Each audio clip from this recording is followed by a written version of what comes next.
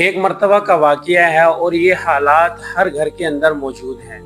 یہ باتیں آج کے دور میں، آج کے معاشرے میں ہر گھر کے اندر پائی جاتی ہیں۔ ایک دفعہ کا واقعہ ہے، صبح بیوی اٹھتی ہے اور فریج سے 2 انڈے لیے اور ان انڈوں کا ناشتہ بنایا اور اپنے شوہر کو بھی دیا اور خود نے بھی ناشتہ کیا، اور ناشتہ کر کے شوہر اپنی ڈیوٹی پہ چلا گیا اور بیوی بھی اپنی جاب پر چلی گئی۔ وہ جو 2 انڈے رکھے ہوئے تھے وہ ماں نے، یعنی اس بہو کی ساس نے فریز میں رکھی تھے لا کر۔ ناشتہ کر کے چلے گئے ہیں، کوئی بات نہیں، کچھ نہیں۔ پھر کچھ دیر کے بعد فون آتا ہے بیوی کے پاس شوہر کا کہ آپ کے بعد گھر چلے جانا اپنی ماں کے یہاں مت آنا۔ بیوی نے پوچھا ایسا کیا ہو گیا؟ میں تو گھر سے صحیح سلامت اور ٹھیک ٹھاک آئی ہوں۔ شوہر کہنے لگا میری بات مانو، آپ یہاں مت آنا۔ بیوی نے پھر بھی بات نہیں مانی۔ بیوی نے وہ بات پوچھ کر رکھی کہ آپ مجھے بتائیے بات کیا ہوئی ہے، میں تو گھر سے صحیح سلامت آئی ہوں، ٹھیک آئی ہوں۔ شوہر نے بتایا کہ آپ نے ان 2 انڈوں کا جو ناشتہ کیا تھا، آپ نے مجھے بھی دیا تھا اور خود بھی کیا تھا، تو اس کے اوپر کچھ بات بگڑ گئی ہے، ماں ناراض ہو گئی ہے۔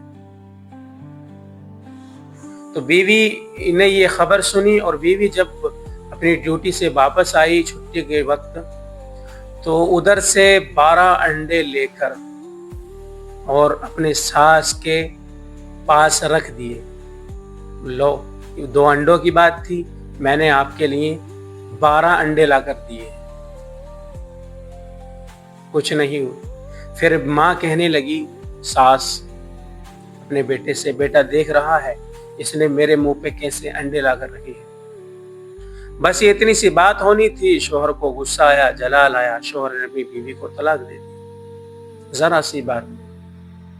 یہ بات بڑی، گھر میں ماں بھی تھی اور ان کی بیٹی تھی، یعنی اس بہو کی نند بھی تھی، ذرا سی بات میں جھڑائی ہو گئی، طلاق دے دی۔ اب دوستو ذرا یہ بچائیے سوچ کر کہ اس میں غلطی کس کی تھی؟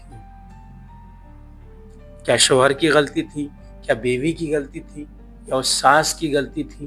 یا نند کی غلطی تھی؟ کس کی غلطی تھی؟ جیسے اگر 2 انڈوں کا آملیٹ بنا بھی لیا تھا تو شوہر کو اپنی ماں کے سامنے اس کو ڈانٹنا نہیں تھا، پھر ماں کو اپنی اس بہو کے لیے یہ الفاظ نہیں کہنے تھے، برداشت کرنی چاہیے تھی کہ ختم ہو گئے، کوئی مشکل نہیں، اور آ جائیں گے۔ یا اس نند کو یہ کہنا چاہیے تھا کہ 2 انڈوں کی تو بات ہے، کوئی مشکل نہیں، کیوں آپ اتنا بھڑک رہے ہو، اور آ جائیں گے۔ کوئی سمجھانے والا اس میں تھا؟ کوئی نہیں، سب نے اپنی اپنی زبان کا استعمال کیا۔ شوہر نے جو اپنی بیوی سے فون کر کے بولا تھا کہ آپ یہاں مت آنا، ماں غصے میں ہے، ناراض ہے، آپ اپنی گھر چلی جاؤ، وہ بھی ٹھیک تھا۔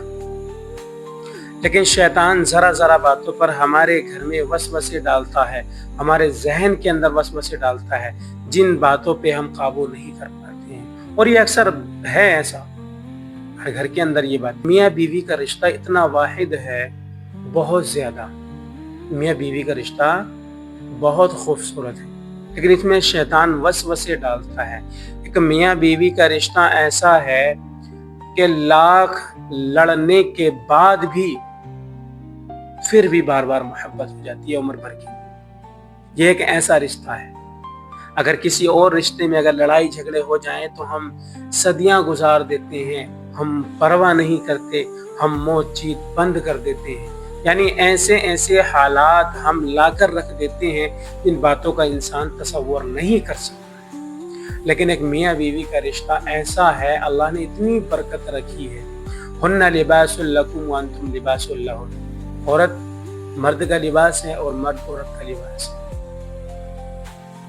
اور کبھی بھی عورت جو ہے نا، ایک عورت ایسی چیز ہے، عورت بائیں پسلی سے پیدا ہے، اور انسان اگر اس کو سیدھی کرنے کی کوشش کرے گا تو یہ سیدھی نہیں ہوگی، یہ ٹوٹ جائے گی۔ जिस्म के किसी हिस्से की हड्डी से नहीं है बल्कि पसली से है, जो दिल के पास की पसलियां हैं। तो इसको सीधी करने की कोशिश ना की, क्योंकि इसमें तो जितना प्यार मोहब्बत से रहा जाए इतनी प्यार मोहब्बत से रहना चाहिए। जरा जरा बातों पर झगड़ना, लड़ाई करना, ये चीजें सब गलत। अल्लाह ने कुरान में जिक्र फरमा दिया, हुन्ना लिबासुल लकुम व अंतुम लिबासुल लहुन। शोहर बीवी का लिबास है और बीवी शोहर का लिबास है। मेरे भाई, हम इन चीज़ों में पढ़कर और अपना जो वक्त होता है, हमारा जो काम होता है, हम उन चीज़ को भी ख़राब कर लेते हैं।